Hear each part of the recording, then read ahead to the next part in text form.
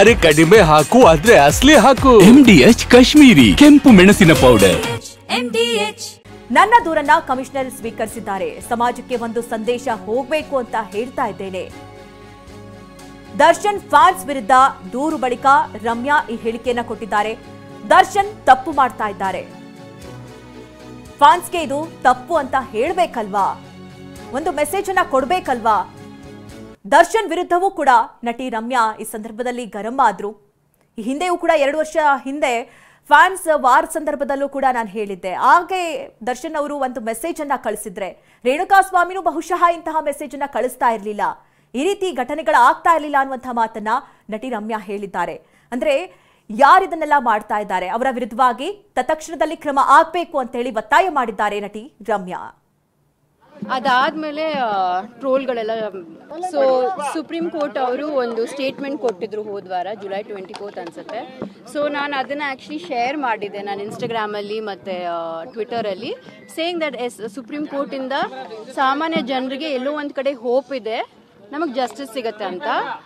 ಅದಾದ್ಮೇಲೆ ಟ್ರೋಲ್ಗಳೆಲ್ಲ ಕಂಪ್ಲೇಂಟ್ ಅಲ್ಲಿ ಕೂಡ ರೌಡಿ ಶೀಟರ್ಗಳು ಬೆದರಿಕೆ ಹಾಕಿರುವಂತದ್ದು ಕೇವಲ ಜೊತೆಗೆ ಹಿಂಗೆ ಅಂತಲ್ಲ, that is wrong. Why should they do that? ಅದಂಗೆ ಐ ಹೋಪ್ ಪ್ರಥಮ ಅವ್ರು ಬಂದು ಪೊಲೀಸ್ ಕಂಪ್ಲೇಂಟ್ ಕೊಡ್ತಾರಂತ. ಬಿಕಾಸ್ ನಾವು ಕಾನೂನ ನಮ್ಮ ಕೈಲಿ ತೊಳಕಾಗಬಾರ್ದು. ಅಂದರೆ ಅವ್ರಿಗೂ ನಮಗೂ ಅವ್ರಿಗೆ ವ್ಯತ್ಯಾಸ ಇರಲ್ಲ ಆಮೇಲೆ ನಾಳೆ. ನೀವು ನಂಬ್ತಿರೋ ಬಿಡ್ತಿರೋ, ಬಟ್ ಅಟ್ಲೀಸ್ಟು ನೀವು ಕಾನೂನು ಪ್ರಕಾರ ನೀವು ನಡ್ಕೊಂಡ್ರೆ, especially as a public figure, as a celebrity, ಮತ್ತು ಎಲ್ಲರೂ ಅದೇ ಥರ ಅವರು ಬಿಹೇವ್ ಮಾಡ್ತಾರೆ. ನೀವು ಕಾನೂನು ನಿಮ್ಮ ಕೈಗೆ ತೊಗೊಂಡ್ರೆ ಸಮಾಜಕ್ಕೆ ಏನು ಮೆಸೇಜ್ ಕೊಡ್ತಾ ಇದ್ದೀರಾ ನೀವು? ಆ್ಯಂಡ್ ಈ ಥರ ಬೆದರಿಸೋದು, ನಾನು 2 years ಬ್ಯಾಕೇನೆ ಆ್ಯಕ್ಚುಲಿ ನಾನು ಪೋಸ್ಟ್ ಮಾಡಿದ್ದೆ, ಏನು ಯಶು ಸುದೀಪು ಅವ್ರ ಮಧ್ಯದಲ್ಲಿ ಏನು ಫ್ಯಾನ್ ವಾರ್ಸ್ ನಡೀತಾ ಇತ್ತು, ಆವಾಗ ಅವ್ರ ಹೆಂಡತಿ ಮಕ್ಳ ಬಗ್ಗೆನೂ ಪೋಸ್ಟ್ ಮಾಡಿದ್ರು, ತುಂಬ ಅಶ್ಲೀಲವಾದ ಶಬ್ದಗಳೆಲ್ಲ ಯೂಸ್ ಮಾಡಿ. ಪಾಪ ಮಕ್ಕಳಿಗೆ ನನಗೆ ಅವಾಗ ಬೇಜಾರಾಯಿತು, ನನ್ನನ್ನು ಏನು ಟಾರ್ಗೆಟ್ ಮಾಡಿರಲಿಲ್ಲ ಆವಾಗ, ಬಟ್ ಅದು ನೋಡಿ ನಾನು I actually spoke up about it. So I feel like ಅದನ್ನು ಆವಾಗಲೇ ಯಾರಾದರೂ ಕಂಪ್ಲೇಂಟ್ ಕೊಟ್ಟಿದ್ದಿದ್ರೆ ಈ ಥರ ಏನು ನಡೀತಾ ಇರೋದು. ತುಂಬ ಸಪೋರ್ಟ್ ಇದೆ, ಡೋಂಟ್ ಬಿ ಇದು ನಾನು ಬರೀ ನೆಗೆಟಿವ್ ಕಾಮೆಂಟ್ಸ್ ಹಾಕಿದ್ದೀನಿ ಅಂತ ನೀವು ಅನ್ಕೋಬೋದು. ನನಗೆ ಎಷ್ಟು ಜನ ಹೆಣ್ಮಕ್ಳು ಸಪೋರ್ಟ್ ಮಾಡಿ ನನಗೆ ಮೆಸೇಜಸ್ ಕಳಿಸಿದ್ದಾರೆ ಅಂದರೆ ನಾನು ಹೇಳಬಲ್ಲೆ. ನಾನು ಆ್ಯಕ್ಚುಲಿ ಇನ್ 1-2 ಡೇಸಲ್ಲಿ ನಾನು ಎಲ್ಲ ಕೊಲೆಕ್ಟ್ ಮಾಡಿ ನಾನು ಬೇಕಾದರೆ ಹಾಕ್ತೀನಿ.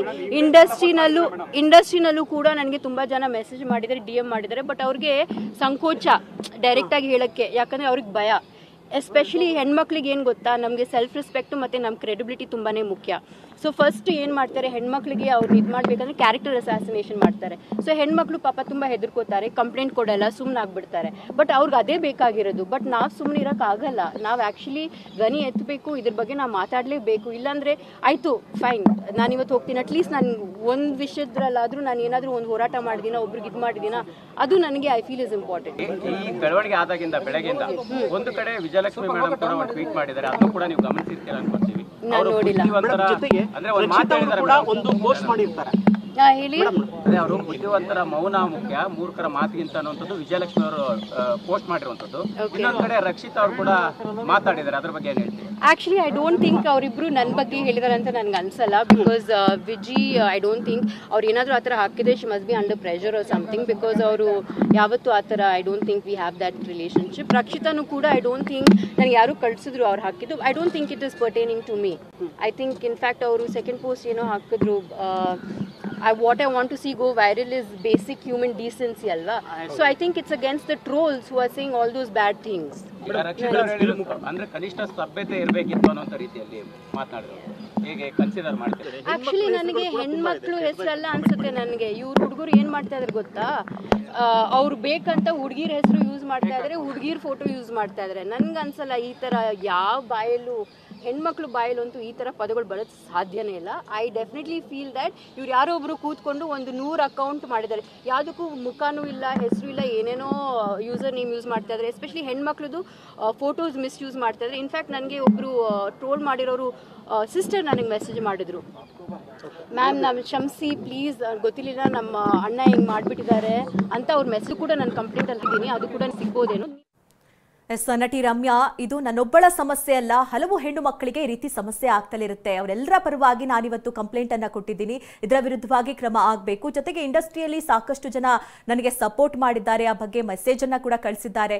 ಆದರೆ ಕೆಲವರಿಗೆ ಭಯ ಇರುತ್ತೆ, ಕೆಲವರಿಗೆ ಅಂಜಿಕೆ ಇರುತ್ತೆ. ಆದರೆ ನಾನು ಒಬ್ಬಳೇ ಆದರೂ ಕೂಡ ಪರವಾಗಿಲ್ಲ, ನಾನು ಹೋರಾಟವನ್ನ ನಡೆಸ್ತೀನಿ, ಕ್ರಮವನ್ನ ಕೈಗೊಳ್ಳೋವರೆಗೂ ಕೂಡ ಸುಮ್ಮನಿರೋದಿಲ್ಲ ಅಂದಿದ್ದಾರೆ ರಮ್ಯಾ. MDH ನ ಕಿಚನ್ ಅಲ್ಲಿದ್ರೆ ನಾವು ಎಲ್ಲವನ್ನು ಮಾಡಬಹುದು. ಬೆಂಗನ್ ಕಾ ಬರ್ತಾ, ಆಲೂ ಗೋಬಿ, ಭಿಂಡಿ ಮಸಾಲಾ, ಇನ್ನೂ ಬಹಳಷ್ಟು.